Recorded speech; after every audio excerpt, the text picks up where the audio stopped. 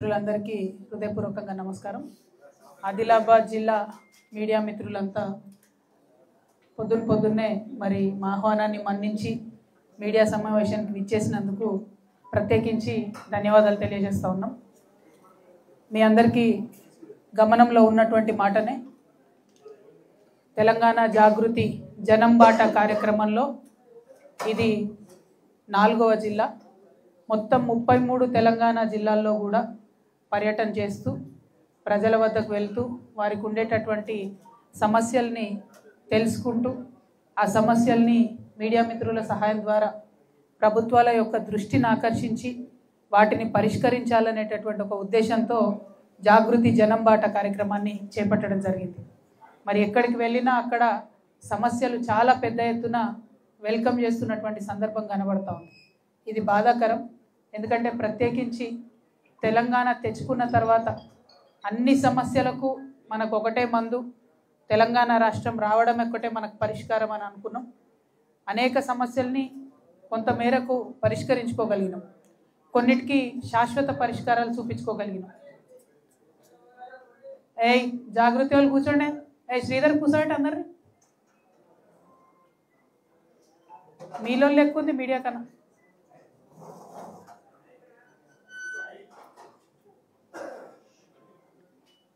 సాయి కూర్చో, మాట్లాడ. సారీ, పరిష్కారాలు కానటువంటి సమస్యలు కూడా అనేకం ఉన్నాయి. మరి వాటన్నిటినీ కూడా ఒక్కొక్కటిగా జిల్లాలలో ప్రజల వద్దకు వెళ్ళి తెలుసుకోవాలనేటటువంటి ఒక సదుద్దేశంతో ఈ కార్యక్రమాన్ని పెట్టుకున్నాం. నేను ప్రజా జీవితంలో ఇప్పటికీ 20 సంవత్సరాలుగా పనిచేస్తూ ఉన్నాను. ప్రజా జీవితంలో ప్రజలకు దగ్గరగా ఉన్నటువంటి మాకు గ్రౌండ్లో ఎంత పెద్ద ఎత్తున పనిచేస్తే, ఎంత పెద్ద ఎత్తున ప్రజల దగ్గరికి వెళ్తే అంత మంచిగా దాన్ని పరిష్కరించేటటువంటి ధైర్యం, ఒక క్లారిటీ వస్తుందనేటటువంటి ఉద్దేశంతోనే ప్రజల వద్దకు వస్తూ ఉన్నాం. మరి ఇందులో భాగంగా నిన్న ఆదిలాబాద్లో ఎంటర్ అవడమే కాటన్ మార్కెట్కి పోయినాం. నిజంగా పత్తి రైతు బాధ చూస్తే మాత్రం చాలా చాలా బాధాకరం అనిపించింది. ఆదిలాబాద్ జిల్లాలో ఉన్న అందరు ప్రజాప్రతినిధులకు తెలుసు ఈ సీజన్లో పత్తి వస్తుంది, పత్తి కొనుగోలుకి ఇబ్బంది అవుతుందని తెలుసు. ఒక పక్క మొంతా తుఫాన్ వచ్చిందని తెలుసు. ఆ తుఫాన్ వస్తే తేమ శాతం పెరుగుతుందని కూడా తెలుసు. కానీ ఇక్కడ ఉన్నటువంటి బీజేపీ ఎమ్మెల్యే గారు కావచ్చు, ఇక్కడ ఉన్నటువంటి బీజేపీ ఎంపీ గారు కావచ్చు, మరి ఇక్కడ ఉన్నటువంటి ఏ నాయకులైనా కాంగ్రెస్ కానీ బీఆర్ఎస్ కానీ ఎవ్వరు కూడా కనీసం ముందస్తు జాగ్రత్త అన్న తీసుకోలేదు, ముందస్తు ఆలోచన అన్న చేయలేదు. ఇంకా దారుణం ఏంటంటే జిల్లా యంత్రాంగం, జిల్లా కలెక్టర్ గారు ఖచ్చితంగా ఒక అడుగు ముందు ఉండాలి. మా జిల్లాలో ఈ ఇబ్బంది అవుతుంది అనేటటువంటి యాంటిసిపేషన్తో ప్రభుత్వం మీద ఒత్తిడి పెంచాలి. కానీ అటువంటి పరిస్థితి ఇక్కడ నిన్న కనబడలేదు.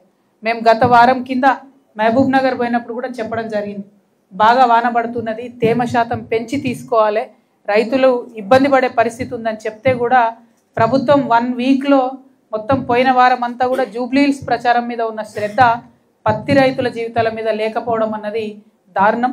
కాంగ్రెస్ పార్టీ వరంగల్కు రాహుల్ గాంధీ గారిని తీసుకొని వచ్చి రైతు డిక్లరేషన్ అని చేసి రైతులకు ఏదో చేస్తామని చెప్పి మాయమాటలు చెప్పి ఓట్లు వేయించుకొని వాళ్ళ అధికారంలోకి వచ్చిండ్రు. కానీ ఏ ఒక్క రైతు కానీ, అది వరి పండించే రైతు ఇవాళ సంతోషంగా లేడు, మక్క పండించే రైతు ఇవాళ సంతోషంగా లేడు, పత్తి పండించే రైతు సంతోషంగా లేడు, సోయా పండించే రైతు సంతోషంగా లేడు. ఇది కరెక్ట్ కాదు. రైతుని విస్మరించినటువంటి రాజ్యం ఎన్నటికి కూడా బాగుండదు. ఒక పక్క మీరు వాళ్ళకు బోనస్ ఇస్తలేరు, ఇంకొక పక్క టైంకి రైతు భరోసా మీరు ఇస్తామన్నంత అమౌంట్ ఇస్తలేరు, ఇంకొక పక్క యూరియా ఇయ్యలేకపోతున్నారు, ఇంకొక పక్క కరెంటు పోతున్నది. మరి ఇక రైతు వ్యవసాయం ఎట్లా చేసుకోవాలి? చేసుకొని ఏదో ఒకటి చేసి కష్టపడి మార్కెట్కి తీసుకొస్తే దారుణమైనటువంటి పరిస్థితి ఉంది. నిన్న అక్కడికి పోతే రైతులు ఒకటే చెప్తున్నారు, మా ట్రాక్టర్ ఇట్లా లోపలికి రాగానే మాయిశ్చర్ కంటెంట్ తీసుకుంటున్నారు, డెఫినెట్గా అది ఎక్కువ వస్తుంది, మేము ఆరబెట్టుకున్న తర్వాత తీసుకోవాలి. ఈ కనీస చిన్నవి కూడా పాటిస్తలేరంటే నిన్న మీ అందరి సమక్షంలోనే నేను కలెక్టర్ గారికి మాట్లాడడం జరిగింది. వారు దానికి ఒప్పుకున్నారు. లేదు కొంచెం అవకాశం ఇస్తామని చెప్పిండ్రు. అంటే ఎక్కడికక్కడ ప్రతిపక్షం నుంచి వాయిస్ రేజ్ చేస్తే చిన్న సమస్యలైనా తీరితే అది రైతులకు లాభం అవుతుంది, ప్రజలకు లాభం అవుతుంది అనే ఉద్దేశంతో చేపట్టిన ఈ యాత్ర. అందులో కాటన్ మార్కెట్లో నిన్న వెంటనే మేము ఇదివరకు నేను ఎంపీగా ఉన్నా కాబట్టి గిరిరాజ్ సింగ్ గారు ఆయన మినిస్టర్గా ఉన్నారు, ఆయనకు వెంటనే ఉత్తరం కూడా రాయడం జరిగింది. అదేవిధంగా cotton corporation of India chairman గారు కూడా వారి నంబర్ కూడా తీసుకున్నా, నేను వారిని కూడా ఇవాళ మాట్లాడతా. ఆంధ్ర తెలంగాణలో ప్రత్యేక పరిస్థితులు ఉన్నాయి.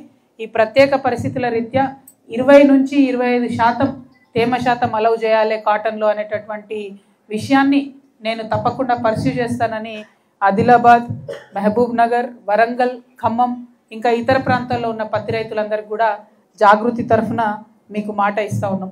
అదేవిధంగా చెనాక కొరాట, కుప్టి ఈ 2 పేర్లు ఒక 40 ఏళ్ళకెళ్ళి ఇంటున్నాం తప్పితే ఒక్క అడుగు కూడా ముందుకు పడనటువంటి పరిస్థితి ఉంది. చెనాక కొరాట అయితే అదొక గమ్మత్ కథ. 300 కోట్లతో స్టార్ట్ అయింది, 600 అయింది, 900 అయింది, 2000 కోట్లు అయింది.